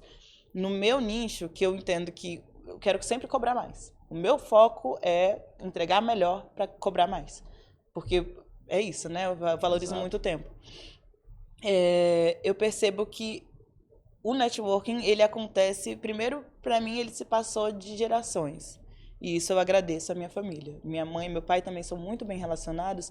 E na arte da verdade, assim, de boas relações que são sinceras, são amigas, são parceiras, têm gratidão, né? Genuína. Obrigada.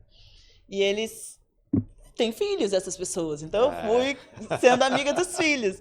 E dos filhos, eu fui também, tanto apresentando as minhas pessoas, mas conhecendo outras pessoas e cultivando essas redes de formas muito, tanto inusitadas, quanto diversas. Então, o networking, ele é muito importante, mas você tem que saber também o que você quer, saber o que você tem a oferecer, porque toda relação é uma troca.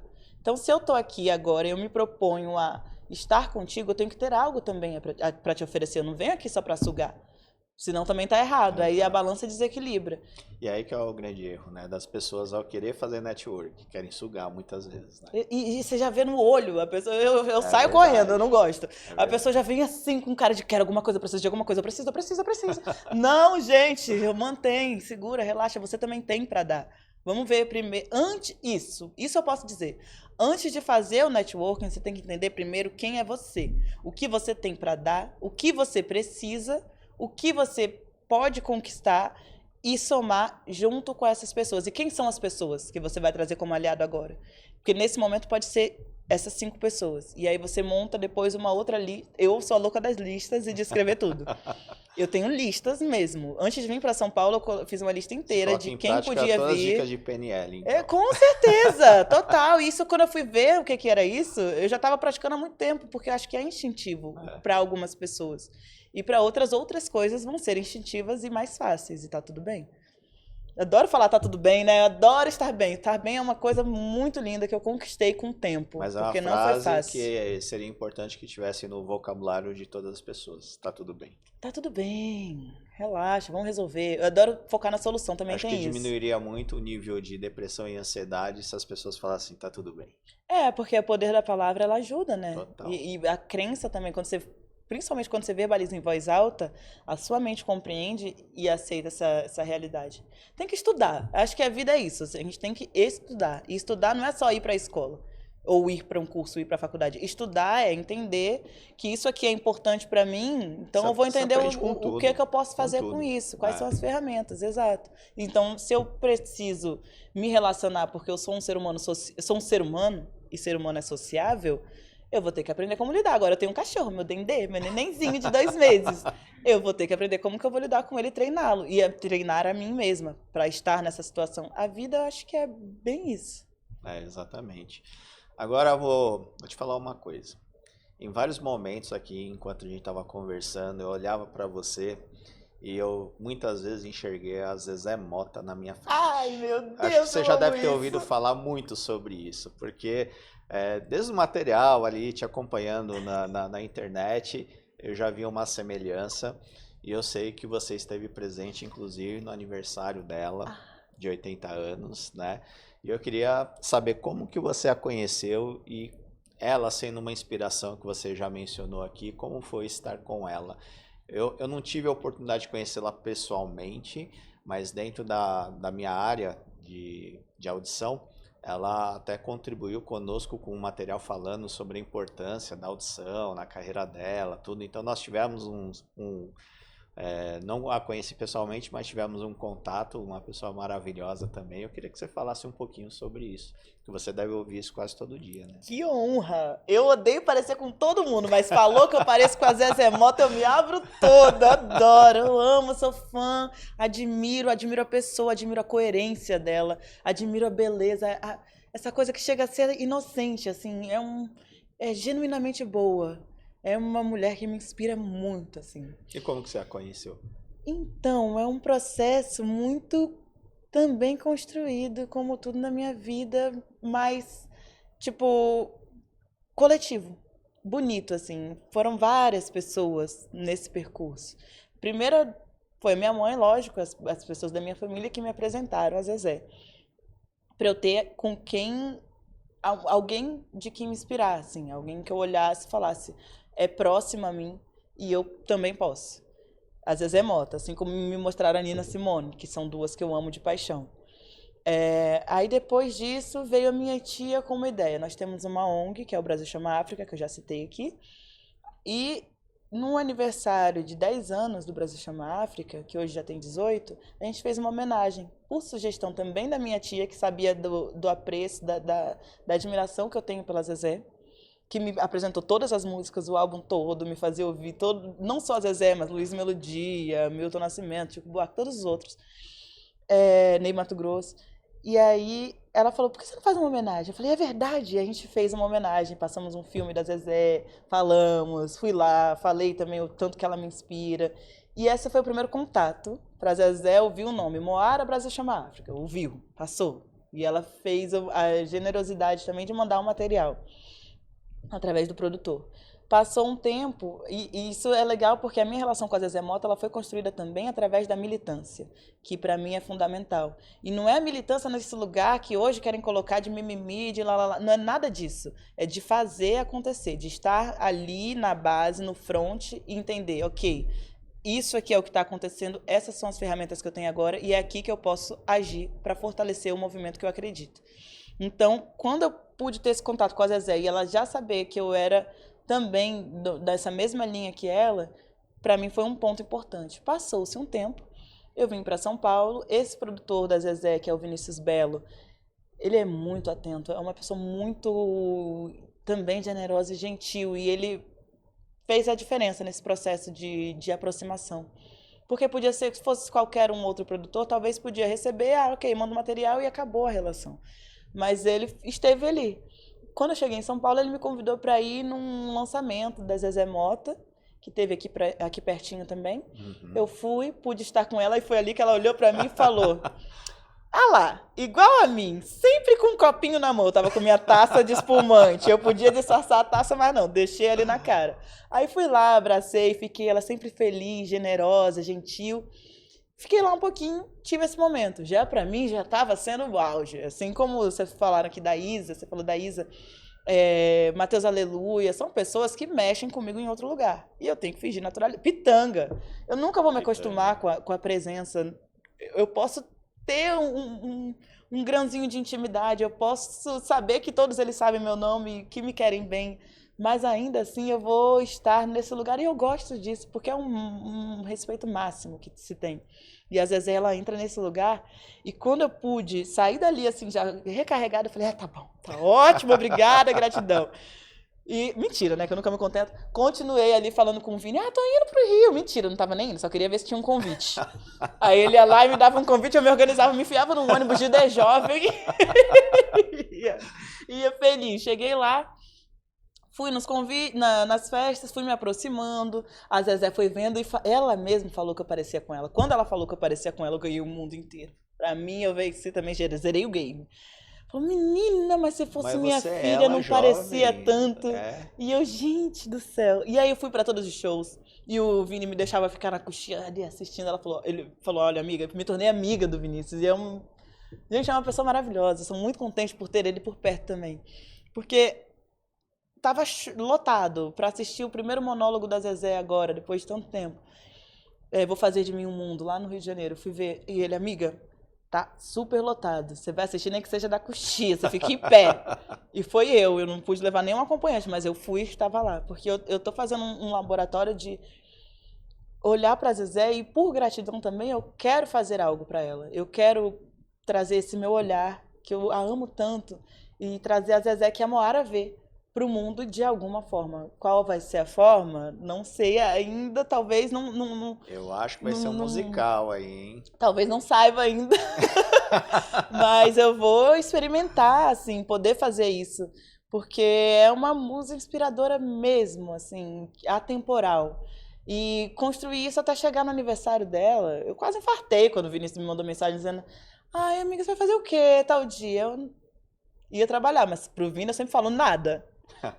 Alguma coisa boa vai vir, né? E aí ele mandou o convite. Falei, ok. Liguei correndo pro apartamento 03 pro Luiz, do apartamento 03, estilista maravilhoso. Eu sou fã também dele, porque ele é outra pessoa que é coerente. As pessoas que eu sou fã são pessoas que têm uma excelente entrega, um excelente trabalho, mas eles são coerentes. Por exemplo, ele não veste influenciador que fortalece os jogos de aposta, porque ele não acredita naquilo. E aqui não vou abrir parêntese nenhum para julgar nada, porque não estou nesse lugar, apenas não faço, não gosto. Mas eu acho interessante para mim alguém que tem essa preocupação me vestir, ou vestir pessoas que são da minha região, que eu possa trazer uma outra visibilidade, né? Então, liguei para o apartamento 03 e falei, amigo, você me veste? Ele me falou que veste. Eu falei, amigo, eu vou, pode confirmar, porque se eu não tivesse roupa também eu não iria. Me montei inteira e fui. Duvido que não iria. Muito, não sei, eu dava um jeito. Mas eu fui muito bem recebida lá por todo mundo. Só tinha atrizes negras também, outros atores, outras profissionais também das áreas do audiovisual, do cinema, do teatro. Gente incrível, só gente incrível, sabe? Respirar e se sentir uma vencedora por estar ali. Então, ali no aniversário dela foi o momento que selou de uma vez. Agora eu pude jantar na casa dela. Tipo assim, é uma coisa que se me contasse quando eu saí da Bahia que eu ia passar por isso, eu não contaria, eu não tive coragem de fazer uma foto. Porque eu estava muito emocionada. A Zezé abriu as portas da casa dela para me receber depois do final do espetáculo dela. Só com a equipe, assim, alguns da equipe, o Vini, eu e a família dela. E eu fiquei assim, gente, aí sim, ela chegou e me abraçava e ficava aqui assim, nos recebeu tão bem. O chefe de cozinha também maravilhoso, tudo lindo. E eu na casa da Zezé Mota. Quando eu fui no banheiro, eu falei, não acredito que eu vou fazer xixi no banheiro da Zezé Mota. Menina, eu surtei. Mas aí eu surtava lá dentro do banheiro, respirava e voltava pra mesa tranquila. É nada que uma respiração mais soube profunda. Várias histórias, poder ouvir dela, as histórias dela, tipo... Não, é uma Conhece de inspiração uma que vai forma para outro diferente, patamar. né? É. Então, mas me conta aí, porque eu sei que estão abrindo a audição pro musical dela. Nossa, tão Ah, muito bom, vai ser sensacional. me conta, vai. Me conta, vai. Então, eu não sei, assim, eu sei que é um sonho meu, muito antigo, e, é, interpretar a Zezé Mota. Tanto que um dia eu fui numa palestra com ela e ela falou, que eu falei, nem sempre as oportunidades dela, quase que eu fui para um discurso que eu abomino, que é um lugar de que, tipo, eu não vou conseguir. Mas eu estava sendo realista e observando com a situação que me era imposta naquele momento e percebendo que não era tão fácil assim realizar os trabalhos que eu queria dentro da área. E ela falou, em poucas palavras, construa os seus próprios projetos. Não, crie os seus próprios projetos. E ali eu entendi. Então eu pensei, eu vou criar, eu vou fazer um. Eu já escrevi vários roteiros.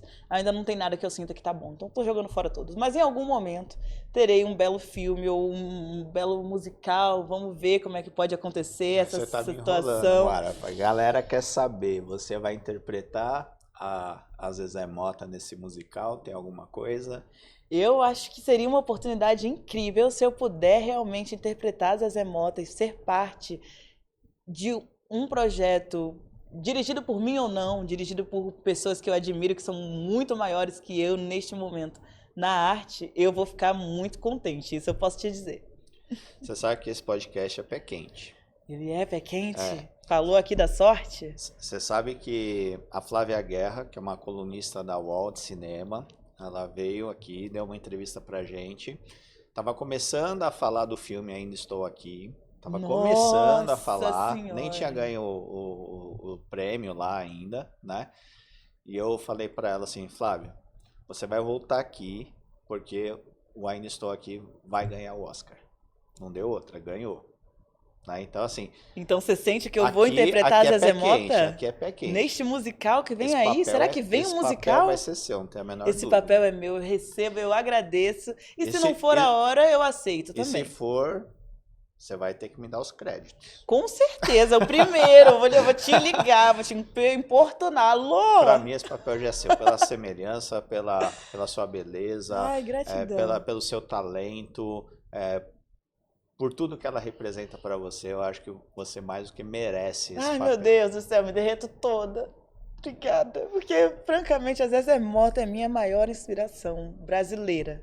E você sabe que a gente ouve bastante coisa aí e não à toa que eu falei no início que você é uma das grandes promessas aí, artística, seja no cinema ou na televisão brasileira. Você tem trabalhado para isso, obviamente, né? E pelos alguns contatos que a gente tem aí, eu acho que você está bem cotada para muitas coisas aí. Como você enxerga agora esse impulsionamento forte aí na sua carreira nos próximos anos? Eu enxergo assim como eu enxergo a militância. É um lugar de gozo supremo, assim, de realmente estar contente e feliz com aquilo que eu faço e realizo. Mas é um lugar de muita responsabilidade. Não é apenas, conquistei. A partir do momento que eu conquisto qualquer novo projeto, qualquer oportunidade, a oportunidade que me dão de estar, de interpretar, de compor um projeto, é uma responsabilidade muito grande. A régua vai subindo, né? Vai subindo. E então é algo que me proporciona as melhores emoções, mas também não quero me deixar me ludibriar, perder o pezinho no chão e a consciência de quem eu sou, de todos os lugares e tronos a quais eu pertenço e saber que é muito legal, sim, ser escolhida. Primeiro que eu fui uma pessoa rejeitada a minha vida inteira. Então, ser escolhida para trabalhos que eu admiro, que eu realmente quero ser parte, que eu acredito, é um ponto muito legal. E é algo que quando eu recebo essas oportunidades, eu abraço da maior forma possível, porque eu peço muito por isso. Eu me trabalho, eu cheguei até aqui e eu me mantenho viva e bem para poder desfrutar disso. Mas eu não vou à toa, não. Eu vou sabendo o que eu estou fazendo, onde que eu estou, quem mais que eu tô levando e o que representa esse lugar que eu ocupo. Então eu vou com muita felicidade, mas com muita consciência, assim, sabe? Eu pretendo caminhar cada vez mais. Eu até aprendo isso com a Zezé Mota. Ela é uma pessoa que fala tranquilamente, que reage às mais diversas situações de uma forma calma, serena, tranquila. Então eu busco isso para minha vida. Agora é minha novo objetivo. Cada vez que eu conquisto um sling aqui, tá ótimo. Agora o novo objetivo é buscar essa calmaria para abraçar essas oportunidades com o pé no chão e saber aproveitá-las, não deixar que elas me levem para a ruína. Porque eu também observo as outras. Eu aprendo muito com o erro dos outros. Eu sou uma pessoa que gosta disso desde pequena. Eu aprendia com a minha irmã a não engravidar na adolescência. Olha que lindo. Aprendi outras coisas com outras pessoas incríveis, amigas sensacionais. Eu tenho as minhas terapeutas, a Anaí Ferro e a Jorene Ferro, para mim são as pessoas que mais me ajudam nesse processo de entendimento do que é a vida e de como me coloco nessa jornada. Então, eu observo essas situações, eu observo as outras carreiras e eu sei alguns finais. Então, eu sei os finais que eu não quero. Eu não quero finalizar falida, abrir a minha própria empresa e não dependo solamente da minha arte.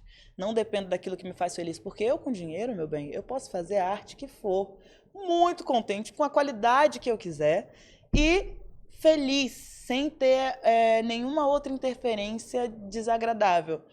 Pode ter uma ou duas, mas assim, já passei por tantas que eu vou tranquila, eu vou rolando, feliz. Já tá calejado. Da neve, já. brincando. E a outra questão é que eu não quero ir para o lugar de ficar boba, de me sentir mais do que realmente sou, ou de me sentir mais do que alguém, ou não sei, eu não quero, e estou falando isso aqui publicamente, pelo amor de mim, Deus, não me deixe ficar tola. Não quero ficar achando. Fiz um trabalho muito legal. É mais um trabalho muito legal, construído coletivamente, porque nada se faz sozinha, muito menos no cinema, tão pouco no teatro. Então, realizo isso junto com os meus, com as minhas, e vamos seguindo, trabalhando, sabe? Eu quero me manter nesse fluxo coerente da vida, de seguir em frente e não me perder pelo caminho e não achar também. Eu não acho que eu vou cair nesse lugar, até porque eu já tenho essa preocupação, mas é algo que eu vejo e abomino, não quero. É que você já tem uma maturidade e eu acho que o que facilita é quando você tem a visão de que você sempre pode mais. Então você, quando não se contenta, dificilmente cai nessa vala. Porque a gente sempre quer um pouquinho mais. Eu acho que quando você passa de um lugar do trauma, que o trauma te fere, ou muito. te destrói em algumas camadas de ti. Mas quando você passa do lugar de que você transforma esse trauma em arte, transforma esse trauma em vitória, transforma esse trauma em até prosperidade, e aí eu falo em diversas áreas da vida. Exato. Acho que assim, francamente, pode vir de tiro, de rajadão, vem do que você quiser, eu estou aqui, eu vou continuar inteira, realmente eu me sinto imbatível hoje. E pode doer também, às vezes, eu posso passar, mas eu sei que eu vou passar. Então, assim como o sucesso, eu me acostumo com essa inconstância e eu mantenho. Isso é uma coisa que eu acho legal dessa nova versão de Moara que vem surgindo nos últimos anos, de manter a minha conexão com a arte de diversas formas. Eu me nutro frequentemente, eu escolhi permanecer artista e não é uma escolha fácil, não é uma decisão que você faz assim tranquila e segura, porque você sabe que vão passar diversos percalços, várias coisas, diversas situações. Mas se eu escolho permanecer artista, eu escolho também aprender a lidar com as inconstâncias da vida. E o sucesso, a roda gira. A roda da vida, ela continua. Exatamente. Então, eu tô nesse momento de conquista, de colher tudo aquilo que eu semeei, tudo aquilo que eu plantei. Inclusive, lá no meu jardim, tô com a unha, não fiz, me perdoa.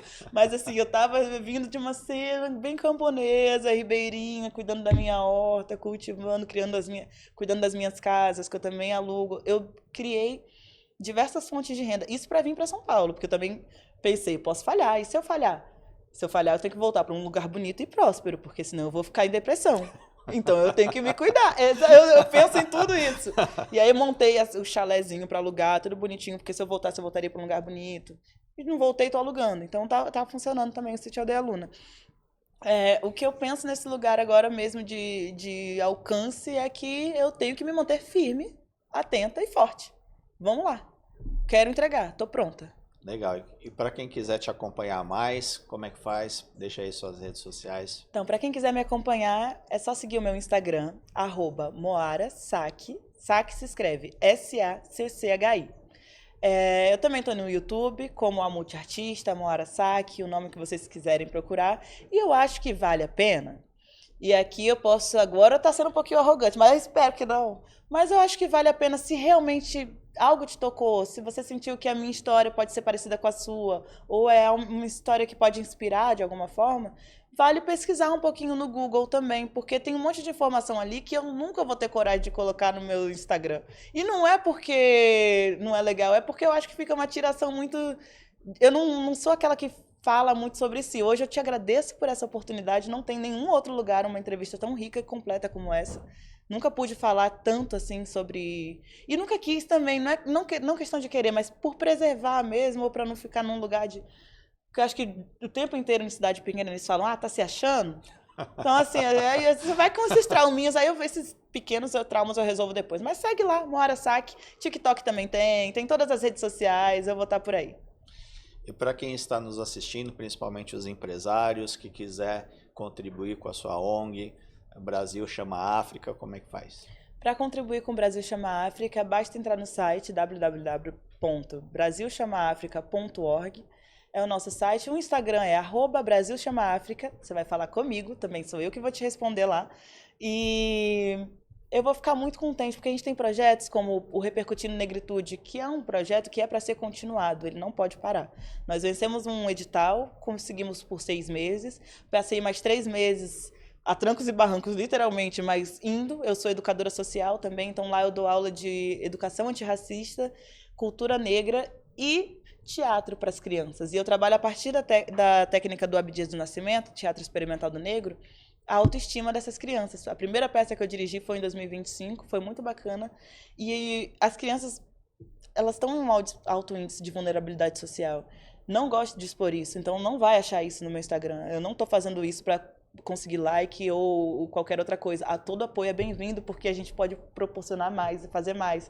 Porque tem horas que eu tenho que botar o meu cartão de crédito na roda e rezar para ter o próximo trabalho rápido, porque eu tenho que bancar isso.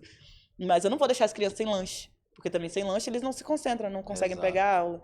E é um trabalho que está sendo muito lindo. Eu quero expandir ele. Eu quero o meu sonho mesmo. É quase como se fosse a escola do Brasil Chama África essa. Eu respondi por diversos pontos ali das cidades e bairros, porque os bairros mais distantes do centro, eles não têm esse acesso todo à educação, e quando se tem, e não desvalorizo, é para ter esse e para ter mais. É só voltado para a arte. Eu sinto que falta um pouquinho mais de lugar de cidadania mesmo, de coisas práticas para viver, até de socorrista. Eu acho que tem que ensinar isso na escola. Então tem muitas coisas que a gente não alcança porque o dinheiro não chega até lá. Mas tem coisas que a gente vai na amizade, a gente vai contando.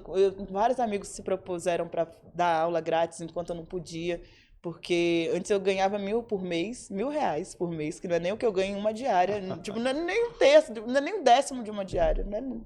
Mas nesse quesito de trabalho, era o que dava para pagar, que eu estava me pagando ainda com o Brasil Chama África, pensando em editais, pagando toda a equipe, pagando a alimentação, transporte, para eu poder me dedicar, porque estando ali eu não podia trabalhar como atriz ou modelo, eu não estava aqui.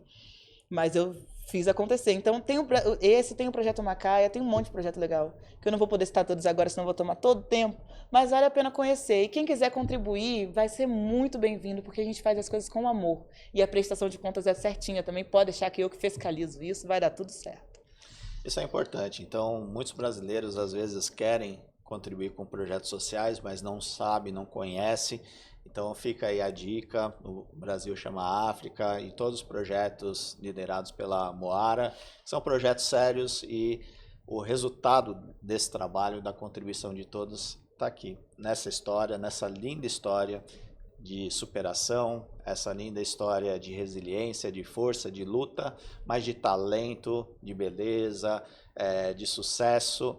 Então, é muito importante a gente ajudar o Brasil para que novos talentos, o Brasil tem muita gente boa, escondida, que precisa do incentivo, de uma ajuda para que novas Moaras venham aí E eu tenho certeza que hoje a gente ajuda, amanhã a gente vai aplaudir todo esse sucesso. Nossa, eu me arrepiei, que assim seja, que assim seja. Queria que você deixasse um recado final nessa câmera para quem está nos assistindo, que principalmente as mulheres negras, né, que estão buscando o seu caminho. Eu queria que você deixasse uma mensagem final. Bom, pensando agora, a mensagem final que eu posso deixar aqui no podcast A Arte de Vencer é que, primeira coisa, pensando em negritude, na luta antirracista não existe eu, é nós que a gente fala. A gente pensa em coletivo, a gente pensa em um todo. Então, para que eu esteja bem, para que a Moara esteja bem ou para que você esteja bem, o nosso meio também precisa estar. E para isso, vale a pena ser uma boa pessoa, vale a pena contribuir, vale a pena que seja com uma palavra ou que seja com um elogio dizendo você pode, você consegue, eu acredito em você, você pode transformar uma vida. E por si mesma, apenas estude, faça, dê o seu melhor e acredite em si. Porque quando eu acredito em mim, não há quem diga que eu não possa, não há quem diga que eu não seja capaz. Eu sei que vou passar, vou enfrentar todo o percurso, todo o processo e vou vencer no final. E eu me dedico a isso e entrego o máximo sempre. É isso aí. De Santo André para o mundo, Moara Saki. Muito obrigado pela sua presença. Adorei Gratidão. nosso bate-papo. Fiquei curioso para conhecer Santo André. Conheço Santo André, hein? Mas, lá. preservem. Muito bom, preservem. Preservem a natureza em geral, principalmente os manguezais, gente. Vamos acordar que a gente é um ecossistema vivo junto. Obrigada, muito obrigada. Muito sucesso. E, não esquece. Esse papel da Zezé Mota já vai ser seu, porque estamos todos aqui torcendo. E esse programa tem muito axé. Muito prazer. Eu sou o Zezé.